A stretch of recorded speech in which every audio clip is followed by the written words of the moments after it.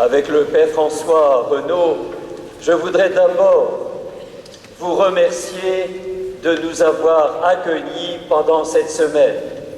Vous, c'est-à-dire vous qui habitez à Mauves, à Thoiret ou à Sainte-Luce, les maires et les conseillers municipaux qui nous ont consacré de leur temps, vous, c'est-à-dire les laïcs engagés sur la paroisse et les prêtres, les diacres, les personnes consacrées, les laïcs en mission ecclésiale, à vous tous un immense merci. Vous vivez la première orientation de votre projet pastoral, du projet pastoral de cette belle paroisse Saint-Mathieu-sur-Loire, la première orientation, l'accueil. Merci. Merci parce que votre évêque en a bénéficié le premier.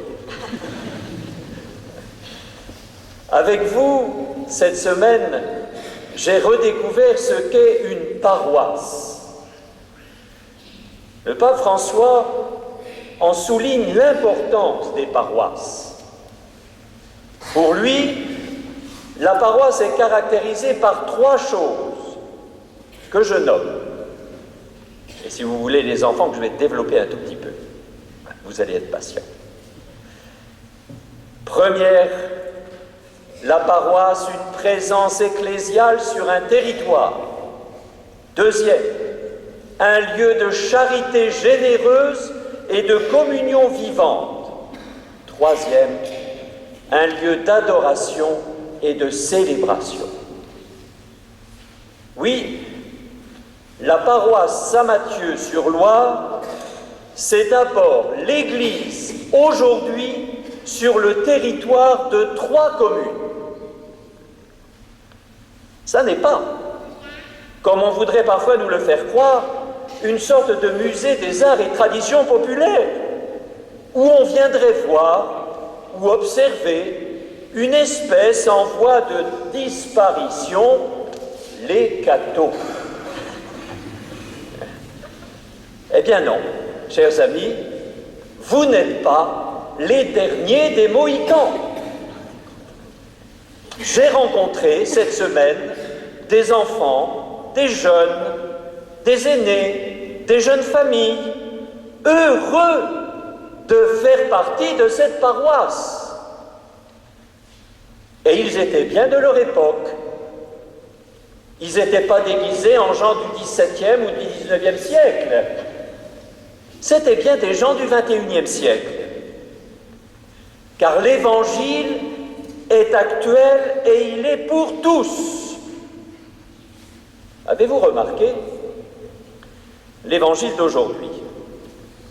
On souligne dans cet Évangile que pour Jésus, dans son ministère public, ce n'est plus Nazareth qui va compter, mais c'est Capharnaüm. Rejeté par les siens à Nazareth, c'est à Capharnaüm que Jésus va aller remplir une grande partie de sa mission. Dit autrement, la première orientation de Jésus, ce n'est pas de rester chez lui, c'est d'aller vers les gens de Capharnaüm. Eh bien, c'est une orientation de votre projet paroissial. Aller vers, rejoindre. Et je confirme cette orientation. Elle est majeure pour aujourd'hui. N'oubliez d'ailleurs pas que vous êtes sous le patronage de Saint Matthieu. Or, Jésus n'a pas rencontré Saint Matthieu dans la sacristie de l'église paroissiale, il l'a rencontré à la perception du village. D'accord, pour beaucoup, sans doute, l'évangélisation n'est pas encore la préoccupation première quand on se rend chez l'inspecteur des impôts. Mais, par contre, vous avez pris l'initiative des rencontres de quartier. Vous avez le souci des nouveaux quartiers des Ilettes et du Minet. Par vous, par votre présence dans votre immeuble, dans votre rue, c'est le Christ qui est présent. Parce que c'est cela une paroisse. Une paroisse, c'est le Christ qui vient au cœur des quartiers de nos villes. C'est le Christ qui partage la vie des gens. Voilà votre mission. Oui, Jésus est sorti. Il est allé vers les gens à Capharnaüm. Et c'est là que Jésus va remplir une grande partie de sa mission. Et pourquoi Capharnaüm? Rien n'est banal dans les évangiles. Pourquoi Capharnaüm? Capharnaüm, ça veut dire quelque chose. Capharnaüm, ça veut dire la maison de la consolation.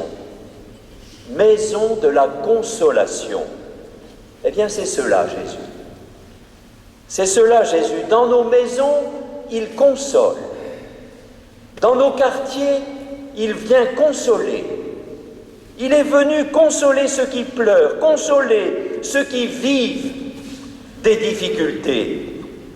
Si bien que mon grand souhait, c'est que nos paroisses du diocèse soient toujours davantage des maisons de la consolation. Que vos maisons familiales soient des maisons de la consolation. Il faut reconnaître que lorsque les parents font irruption dans la chambre de leurs adolescents et qu'ils s'écrient « mais c'est un vrai Capharnaüm », ça n'a pas tout à fait le même sens. Ça ne veut pas dire tout à fait la même chose. Mais ça n'empêche pas le sens évangélique d'y être bien présent. Maison de la consolation. Je veux m'arrêter là-dessus. L'Évangile dit, dans les paroles de Jésus, « Nous avons appris ce qui s'est passé à Capharnaüm », disent les gens de Nazareth. Mais qu'est-ce qui s'est passé à Capharnaüm? Pour que ça se passe dans nos quartiers. Dans le passage qui précède et dans celui qui suit, l'Évangile nous le dit. Jésus enseigne à Capharnaüm et il guérit de nombreux malades. On sait très peu de choses sur le contenu de l'enseignement de Jésus. Pourquoi? Parce que le meilleur enseignement de Jésus, ce sont ses actes, ce sont ses gestes. Jésus donne la vue aux aveugles, il libère, il guérit, il pardonne, il redonne à l'homme sa grandeur, le remet debout pour qu'il vive et qu'en vivant, il loue son Seigneur.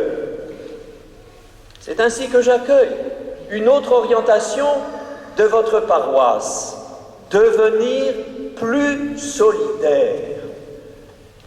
Depuis des années, avec les prêtres, les diacres, les associations, vous agissez ici pour plus de solidarité et de fraternité. Je l'ai entendu, des membres du pôle de solidarité, des gens qui accompagnent les familles en deuil, de ceux qui portent le souci de l'accueil des nouveaux habitants, des catéchistes, des responsables des écoles catholiques. Eh bien, l'Évangile, chers amis, vous confirme dans cette orientation paroissiale. Car la paroisse, dit le pape François, c'est un lieu de charité généreuse et de communion vivante. Quelle grâce! Ces moments avec vous, les collégiens, autour du repas mexicain à la salle de Thoiré, ou vous, les grands jeunes, vendredi soir, autour des crêpes, dans des lieux que accueillants, ici à Sainte-Luce. Une paroisse heureuse de se retrouver, heureuse de vivre la communion fraternelle, eh bien ça se sait et ça se dit. Oui, c'est ce qui se passait au 1er siècle. Les païens regardaient les chrétiens qui se réunissaient et ils s'étonnaient. Voyez comme ils s'aiment. Eh bien, je crois qu'on pourrait dire cela de la paroisse Saint-Matthieu-sur-Loire. Voyez comme ils s'aiment. L'amour en acte, l'amour vécu au sein du groupe. Mais voilà que c'est difficile. Que c'est difficile. On vient de lire l'hymne à l'amour de Saint Paul. Une dame me disait, je trouvais cet hymne magnifique quand j'étais plus jeune. On l'a même choisi pour notre messe de mariage. Mais voilà, c'est dur, me dit-elle. Il faut être patient, il faut rendre service, il faut tout supporter, il faut être gentil, il faut dire bonjour à la dame. La vieille leçon de morale. Mais est-ce que c'est cela l'hymne à l'amour? Est-ce que c'est cela que vient nous dire saint Paul? Non. Parce que si c'était cela, notre religion finirait par sentir la sueur. Or, elle n'est pas faite pour sentir la sueur, elle est faite pour sentir le parfum et la bonne odeur du Christ. Alors que nous dit cet hymne?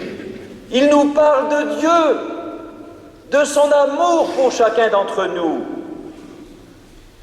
de son amour qui est donné en particulier dans les sacrements de l'Église. Et j'en viens à la troisième caractéristique du pape François, la paroisse, le lieu de l'adoration et de la célébration. En effet, chers amis, où pouvons-nous puiser la force d'aimer le conjoint et les enfants? Où trouver le courage de dépasser les querelles de voisinage, de rayonner la foi en actes et de vivre la fraternité? Comment aujourd'hui un cœur angoissé peut-il connaître la paix?